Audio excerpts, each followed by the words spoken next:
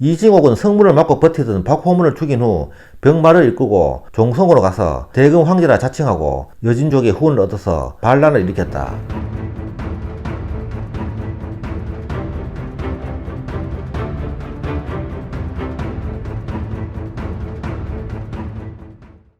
대금 황제로 칭한 원봉 이징옥 편입니다. 1399년 정종 때 태어나서 1453년 10월 20일 단종 때까지 54세를 살았다. 이징옥은 경상남도 양산군에서 중추원 지사를 지낸 이전생의 둘째 아들로 태어났다. 그의 형은 징석이고 아우는 징규이다. 어려서부터 성품이 순직하고 무용이 뛰어났다고 한다. 이징옥의 용력은 고려의 척중경과 비견될 만큼 한국 역사상 최강으로 불려지는 인물이다. 그의 형 이징석과 동생 이준교도 당대의 무인으로서 삼형제가 모두 용명을 떨쳤다. 그는 상당한 극우였으며 북방 여진족들은 그를 매우 두려워하고 꺼려서 감히 침범하지 못하고 그를 어금니가 있는 돼지라고 불렀다고 한다. 야사에 의하면 이징옥이 14살, 형 이징석이 18살 때 어머니가 살아있는 산돼지를 보고 싶다고 하자 형 이징석은 활을 쏘아 산돼지를 잡아왔는데 이징옥은 이틀 뒤 맨손으로 돌아왔다. 어머니가 남들은 너가 형보다 용력이 낮다는데 어째서 맨손으로 왔느냐고 의아해하자 문 밖으로 나와보세요 라고 답했다. 문 밖에는 이틀 동안 산돼지를 쫓아 기운을 빼놓고 몰고 온 큰 산돼지가 누워 헐떡거리고 있었다. 이것도 모자라 이징옥은 10대 시절에 호랑이를 맨손으로 잡았다는 이야기도 전해진다.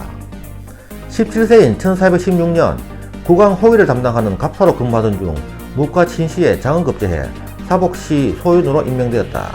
이후 약간의 나이에 영북진 첨절제사가 되어 소년절제사라는 별칭을 얻었다. 이후 그는 벼슬 생활을 거의 한경도에서 보낸다.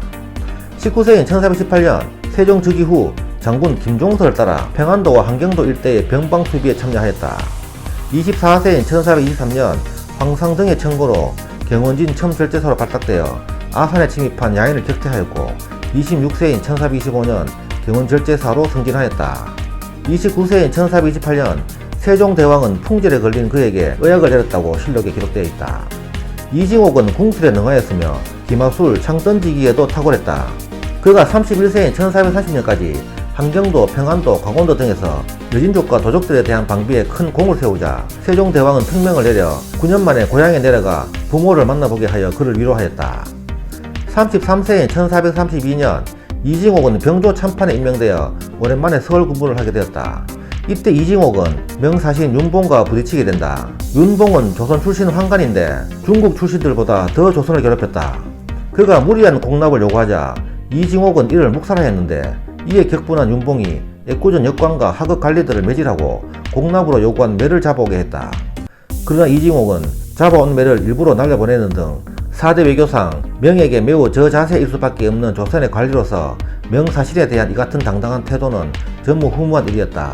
이 일은 외교 문제화가 되어 세종이 직접 나서 이징옥은 극형을 피할 수 없게 되었으나 과도한 공물 요구로 조선에서 무리를 일으킨 데 대해 본국에서 처벌을 두려워한 윤봉이 직접 이징옥의 사면을 청해 옴으로써 이징옥이 1년 기한 가는 것으로 무마됐다. 37세인 1446년 회령절제사, 판경흥도 호부사 등을 지냈다. 판경흥도 호부사 재직 중 함길도 도절제사인 김종서와 함께 사진의 개척과 성곽 수축 등에 심려를 기울여 2년 만에 그 방위 구축을 완성하였다. 이후 회령 부판사가 되어 군사들을 이끌고 여진족의 소굴에 쳐들어가 여진족 추장을 사살하고 되돌아왔다. 그는 용감하고 위엄이 있어 여진족들에게 두려운 존재가 되었고 한편으로는 엄격하면서도 청렴결백해 조선 백성이나 야인의 물건에 절대로 손대지 않았다고 한다. 이징옥은 매우 성실하였는데 세종부터 문종, 단종을 거치며 일생 동안 북방에 수십 년간 근무하면서도 불만 하나 없었으며 그는 또 매우 청렴하여 부왕무관이 우리 장군님께서는 추운 겨울에도 겨울날 입을 옷이 한 벌밖에 없어요 라고 문종에게 직소하여 문종이 트롯을 이징옥에게 보내줬을 정도였다. 50세인 1449년 20여 년간 오로지 사군의 설치와 육진의 개척 및 성곽 수축, 여진의 토벌, 도적 소탕 등의 귀한 공으로 지중추 원사로 승진하였다. 51세인 1450년 여진족의 침입에 대비해 한길도 도절제사로 임명되어 다시 북방으로 부임하였다. 이후 특명으로 숭정대부로 승진, 판중추 원사가 되었다. 54세인 1453년 다시 한경도 도절제사로 부임하였다. 그러나 그해 10월 10일 수양대군은 개유 정난을 일으켜 김종서를 죽이고 집권, 김종서의 부관인 이징옥이 역모를 일으킬 가능성이 있다고 하여 파면하고 그 후임으로 박호문을 보냈다. 대권을 손에 쥔 수양대군은 김종서를 도와 육진 개척에 공을 세운 이징옥이 김종서계의 인물임을 꺼려서 이징옥을 파직하고 그 후임에 평안우도 도절대사 박호문을 임명 함길도로 보냈던 것이다. 이징옥은 일단 박호문에게 자리를 인계하고 호위병력 약간을 거느리고 상경하던 중 김종서가 죽고 수양대군이 자신을 부른다는 것은 곧 자신을 죽일 것이다 라고 생각하고 남쪽으로 약 60리쯤 가다가 회군한다. 이징옥은 성문을 막고 버티던 박호문을 죽인 후 병마를 이끌고 종성으로 가서 대금 황제라 자칭하고 여진족의 후원을 얻어서 반란을 일으켰다.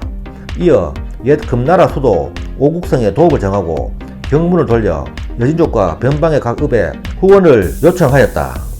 그러나 그가 도망강을 건너기 위해 종성에 머물던 중 반란에 실패할 거라고 생각하고 불안해하던 종성부사 정종과 혹은 이행금 등이 변절하여 이징옥을 습격하는 바람에 피살되었다. 향년 54세였고 수양대군이 개요 정난을 일으킨 지 딱 10일 만이었다. 사후 그의 시신은 거열로 찢겨졌으며 목은 베어져 3일간 형소되었다가 한양으로 보내져 조정에 바쳐졌다. 그의 장남 자원과 차남 윤원은 이징옥과 함께 살해되었고 딸은 노비로 분배되어 집안이 풍비박산이 났다. 그의 막내인 당시 8세였던 셋째 아들 연원만이 유모의 등이 엎여 간신히 피신하여 경주 토암산 아래 상신곡에 숨어들어 목숨을 건지고 이름을 태엽이라 바꾸었으며 본가는 초산으로 하여 맥을 이었다. 그의 후손들은 순조 때 다시 세상에 나왔고 현재는 인천 이시 충강 공파로 세계를 이어오고 있다.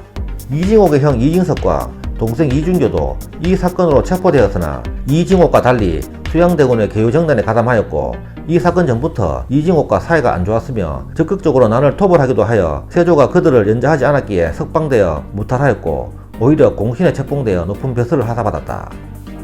이징옥이 대금 황제를 자칭한 이 사건을 이징옥의 난이라 부르는데 단종실록에 기록된 이 사건을 조작으로 보는 시각도 있다.